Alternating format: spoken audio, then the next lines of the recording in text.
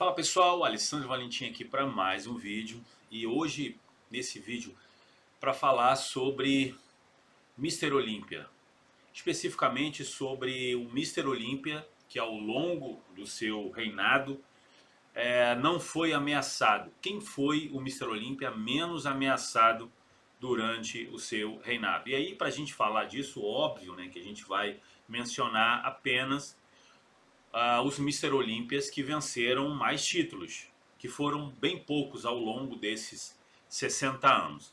Mas antes da gente entrar no tema desse vídeo, se você não é inscrito nesse canal, considere se inscrever. Já deixa aí o seu like, o seu comentário, compartilha com mais amigos para que esse vídeo, obviamente, alcance mais gente e aí o algoritmo entenda que ele, sendo relevante para você, vai ser para mais pessoas e acabe mostrando para mais gente. Então vamos lá, pessoal. Quem foi o Mr. Olympia menos ameaçado em toda a história da competição? Bom, é óbvio que eu vou falar dos maiores campeões. E para começar, o Arnold, que teve 7 títulos, o Lehane, que teve 8, o Ronnie, que teve 8, o Dory Yates, que teve 6, e o Phil Heath, que teve 7. Então, para você ver que ao longo desses 60 anos de Mr. Olympia, nós tivemos bem poucos homens que estiveram mais tempo ali à frente do título, né, como campeão do Mr. Olympia, como o Mr. Olympia. Agora, quem foi dentre esses caras aqui, aquele que foi menos ameaçado, aquele que teve menos adversários assim ameaçando o seu reinado? E essa é uma questão muito interessante porque, por exemplo, o Arnold ele vence o Sérgio Oliva em 1970 e até então o Sérgio Oliva era o bicho-papão ali do Mr. Olympia. Ninguém esperava que o Sérgio Oliva perdesse tão cedo. O próprio Rick Wayne, quando o Larry Scott se aposenta, ele chega a dizer que o Larry Scott tinha se aposentado porque quando viu o Sérgio Oliva no seu auge, porque o Sérgio Oliva chegou a competir com o Larry Scott em 66, mas perdeu, ficou até em último lugar. Mas em 67, quando ele chega ali no seu ápice, no seu auge, realmente causou um espanto generalizado nos atletas que competiam no Olímpia, a ponto, por exemplo, do David Draper chegar a dizer que o Sérgio Oliva era uma espécie de animal não categorizada. Agora, quando o Arnold ele chega em 69, ele também chegou a declarar que ao olhar o Sérgio Oliva no backstage aquecendo, era como se ele tivesse batido numa parede, né? E segundo ele era impossível dele ganhar do Sérgio Oliva. Ele inclusive pensou até em desistir do Olímpia, ir embora, que foi o que aconteceu em 68, quando nenhum dos atletas que provavelmente competiriam em 68, que eram os mesmos que competiram em 67, o Chuck Sippers, o Harold Pulley e o David Draper, não vieram a competir contra o Sérgio Oliva em 68. E o Sérgio Oliva aquele ano, ele ganhou o título sem sequer ter competido. Mas enfim, o Arnold vence o Sérgio Oliva em 70, que eu acho que já foi um dos maiores feitos da história. Porque, como eu disse, ninguém acreditava que o Sérgio Oliva perderia para quem quer que fosse. E ele vence ali até 1975 sem sequer ser ameaçado. Houve várias tentativas do próprio Joe Hader de levantar outros caras ali para vencer o Arnold. O próprio Franco Columbo, criou-se uma narrativa ali no Pumping Iron que, mesmo sendo mais leve, poderia vencer o Arnold no overall. O Lou Ferrigno, que mesmo tendo perdido em 1974 para o Arnold, naquele Mr. Olympia que aconteceu no Felt Forum, dentro do Madison Square Garden, em 75 eles redobraram a aposta e criaram uma narrativa ali de rivalidade a fim de que pudesse valorizar a disputa para 75, mas né, a gente sabe que o Lou Ferrigno não deu nem para o cheiro, porque nem do Serge Nubret ele venceu. E olha que o Serge Nubret teve um problema ali durante a sua preparação. Segundo ele, né, ele foi penalizado pelo Bin Wader por conta de questões políticas, né? Havia uma preocupação muito grande do Joe Hader que o Serge Nubret fundasse uma outra federação, já que ele, na altura, era vice-presidente da IFBB Global e era presidente da IFBB na Europa. Então houve uma preocupação realmente que ele pudesse rachar a federação, fundar uma nova federação, que acabou acontecendo quando ele é expulso da IFBB em 1976, ele funda a UABA, né? Inclusive o Sérgio Oliva, o Rob Robson chegaram a competir nessa federação, mas na ocasião não era essa a questão em xeque ali. Realmente o Bin Wader, quando escreveu o livro Brothers in Iron, ele disse que na verdade o que aconteceu foi que o Serge Nubret havia participado de filmes, digamos assim, com conteúdo impróprio na França, e isso provavelmente prejudicaria a imagem do esporte por conta dele ser o vice-presidente global e presidente da IFBB. Então, retiraram ele do Mr. Olímpia 12 dias antes, né? Mas na verdade a gente sabe que o pano de fundo foi esse. A intenção primária era que o Arnold tivesse tempo para se preparar, já que o Arnold vinha ali das gravações do filme Stay Hungry, estava praticamente aposentado, mas a convite do George Butler para fazer o filme Pumping Iron, ele abandona a aposentadoria e regressa aos treinos, isso faltando coisa de 3 meses para a competição ali, enfim. Então a gente sabe que houve realmente uma interferência da federação a fim de valorizar o passe do Arnold e colocar o Arnold mais uma vez ali na capacidade de vencer o título. Toda a mídia que foi criada em cima por conta de Pumping Iron, em cima do Arnold, teve essa ajuda aí da ausência do Serge Nubret, inclusive o Serge Nubret ficou de fora de várias cenas do filme. E mesmo assim, depois de 12 dias, o Bin Wader retorna com o Serge Nubret e o Lou Ferrigno ainda perde para ele, né? Então, realmente o Lou Ferrigno naquela altura não venceria o Arnold de forma nenhuma, mesmo o Arnold não estando no seu 100%, que foi o físico que ele apresentou em 74. Em 80, né, houve realmente diversas controvérsias ali, mas o Arnold já não estava mais no auge, né, da sua forma física. Enfim, não dá para a gente contar 80 dentro dessa questão que eu venho abordar nesse vídeo. Mas, na minha opinião, o Arnold ainda não foi o cara, né, menos ameaçado. Aí quando a gente fala de o maior Mr. Olímpia de todos os tempos, a gente lembra de quem? Ronnie Coleman. Mas em 2002 a gente sabe que o Ronnie Coleman, ele realmente venceu aquele Olímpia com muitas e muitas e muitas controvérsias. Eu particularmente acredito que o Kevin Levrone deveria ter levado aquele título.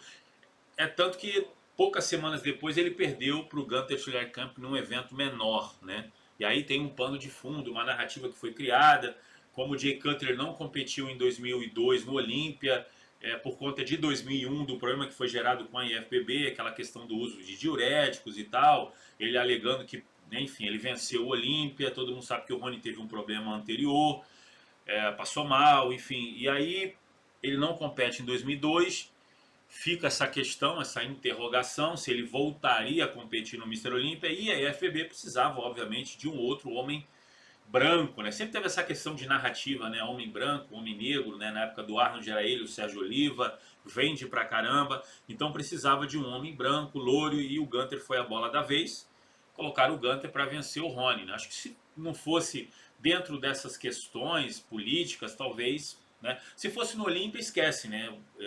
O Gunther não venceria o Rony em nenhuma circunstância, mesmo o Ronnie Coleman não estando no seu nem 50% do seu melhor, era impossível ver o Gunther vencendo o Ronnie Coleman, né? Mas aí a gente sabe que em 2003 o Rony veio, acho que um podcast atrás aí, o Jay Cutler falou que todo mundo acreditava que tinha 3 competidores ali, por conta de 2002 e do físico que o Coleman apresentou, muita gente acreditava que 2003 ficaria muito palheiro ali a questão da disputa, e além do Jay Cutler que estava retornando, o Gunther também estaria no jogo porque ele venceu o Ronnie Coleman. E aí o Rony veio e, segundo o Jay Cutler, varreu com todos eles. É como se ele pegasse todo mundo fosse uma vassoura e varresse o chão, né? Porque realmente aquele físico do Ronnie Coleman foi surpreendente. Eu acho que eu não teria outra palavra para defini-lo. Mas o Rony, por mais que seja aí talvez o melhor bodybuilder de todos os tempos, não foi o cara menos ameaçado. Na geração do Dory e Ace, a gente sabe que sempre ficava essa questão, principalmente pelas lesões do Dória, né? O Dória, que sempre treinava muito pesado, ele tinha um método de treinamento muito específico, né, voltado para alta intensidade e, né, oriundo ali do HIIT, do Heavy Dutch, que ele adaptou, mas enfim, ele teve várias lesões ali ao longo da sua carreira, lesões no bíceps, depois no tríceps e tal, e muita gente acha, por exemplo, que em 94 ele perdeu pro Shao Rei, e em 97, por exemplo, ele perdeu para o Nasser. Mas realmente é uma questão muito interpretativa, né? Porque eu, particularmente, é aquela coisa, né? Virou de costas é onde separa os homens das crianças. Porque o Dory Yates realmente de costas ele era imbatível. Quando a gente fala de Phil Heath, cara, a geração do Phil Heath foi uma geração bem tabajara, né? A ser comparada, por exemplo, com com as gerações anteriores, todas as gerações, né? O Phil Heath, ele teve ali nos primeiros anos, ele teve o Kai Greene, até o Kai Greene desistir do Mr. Olympia e virar influenciador digital. Mas, tirando o Kai Greene, né? Quem foi o grande competidor ali à altura? Não teve, né? Quando a gente pega a geração do Ronnie Coleman, o Ronnie teve ali nos primeiros anos o Flex Wheeler, né, que muita gente tinha dúvida se o Flex ganhou em 98, depois em 99. Teve aquela questão de troca de patrocínio em 98 no meio do show, né, da prévia para as finais, e aí o Rony tinha perdido nas prévias e ganhou nas finais, e muita gente alega essa especulação que foi por conta da troca de patrocínio, por conta do Joe Hader ter contratado ali o Ronnie Coleman também, e o Flex Wheeler ter saído, né, do contrato com o Zoeder. Então o Rony teve esses primeiros anos ali o Flex Wheeler e depois, durante todo o resto da carreira, o Jay Cutler ali sempre no pé dele. O Dory, a gente sabe que, né, os atletas dos anos 90 sempre alternava ali, uma hora era o Flex, uma hora era o Kevin Levrone, outra hora era o Shao Rei, aí o Nasser, sempre tinha alguém que estava ali em segundo, mas nunca era o mesmo cara, como foi, por exemplo, com o Rony e o Jay. Então não houve ali uma rivalidade específica nos anos 90, na geração do Dory Yates. E o Phil Heath, cara, ele teve ali, acho que 2012, 13, 14, se eu não me engano, 15, talvez, eu não lembro se 15 o Kai Greene competiu, mas a gente teve aquela rivalidade. Mas é aquela coisa, né? O Kai Greene, ele realmente não acompanhou a evolução do Phil Heath, né? O The Gift, né? A promessa, a realidade. Realmente o Phil Heath, na geração dele, ele não foi tão ameaçado quanto o Ronnie Coleman foi, por exemplo, porque não tinha adversário. Agora, para mim, na minha opinião, e é por isso que eu coloco e sempre coloquei o Lihane muito à frente dos demais, principalmente porque ele vence o primeiro Olímpia com 25 anos de idade e o último Olímpia com 32 anos de idade, ou seja, a maioria desses caras que eu citei começou a ganhar o Olímpia com 33 anos. O Ronnie Coleman ganhou o seu primeiro Olímpia com 33. O Jay Cutler também com 33. Então, cara, o que falar do Lihane, né? E quando você pega a geração do Lihane em 84 e 91, você não vê em nenhum ano sequer o Lihane sendo ameaçado por quem quer que seja. E ele já chegou a competir, por exemplo, em 84, quando ele vence, ele vence o atual campeão, por exemplo, que era o Samir Banu, que na altura tinha um físico excepcional, e a gente sabe que aquele ano o Samir foi prejudicado por questões de xenofobia, questões políticas, questões raciais, né? O Rick Wayne não gostava do Samir Banu, então tem toda uma narrativa verdadeira sobre os fatos que aconteceram. O Samir jamais pegaria o sexto lugar. Você tinha ali Mohamed Macaulay, que no ano anterior, né, o Lihane, por exemplo, em 5 ocasiões, para pensar, no 83, em 5 ocasiões, o Lihane perdeu para o Mohamed Macaulay, inclusive no Mr. Olympia. Em 84 ele vence ele. E aí você tinha outros atletas, como o Albert Beckles, por exemplo, que sempre era um cara que fazia frente, inclusive em 85 ficou em segundo lugar, com 55 anos de idade. E aí depois vieram outros caras, outros nomes, né, como o próprio Rick Gaspar, que ficou 3 vezes em segundo lugar, o Lee Labrada. Mas, cara, se você colocar na balança, nenhum desses caras chegaram nem próximo de ameaçar o título do Lihane. Talvez, se o Lihane tivesse competido em 92, seria realmente uma grande disputa ele e o Doria. Mas ele encerrou a carreira em 91 brilhantemente, vencendo 8 títulos, até então ninguém tinha feito isso. Inclusive numa coletiva de imprensa de 1990 para o Mr. Olympia, ele já deixava claro o que ele ia fazer. Quando foi perguntado a respeito do futuro, ele disse: eu vou empatar com o Arnold esse ano e o ano que vem vou bater o recorde dele. Ele já sabia que ia bater o recorde do Arnold, essa era a intenção dele, vencer 8 títulos de Olímpia e depois se aposentar, que foi exatamente o que ele fez. Então eu não vejo ninguém, absolutamente ninguém, ameaçando o título do Lihane. Talvez se ele tivesse competido em 92 ou 93, de repente o Doria, naquela evolução que o Doria teve, poderia ameaçar, presta atenção, ameaçar. Eu particularmente não acho que o Lihane perderia para o Doria. Tinha 32 anos, com muita margem para a evolução. Na minha opinião, ele ainda venceria o Doria por alguns anos, tá? Por alguns anos, mas já não era mais a intenção dele. Encerrou a carreira brilhantemente, talvez com o melhor físico do que ele havia começado. E, na minha opinião, foi o Mr. Olympia menos ameaçado da história. Mas e você? O que você acha dessa história que eu trouxe aqui, desses episódios? Você discorda de mim? Você é a favor? Deixe seu comentário livremente aqui embaixo. Eu te vejo no próximo vídeo e um forte abraço, pessoal.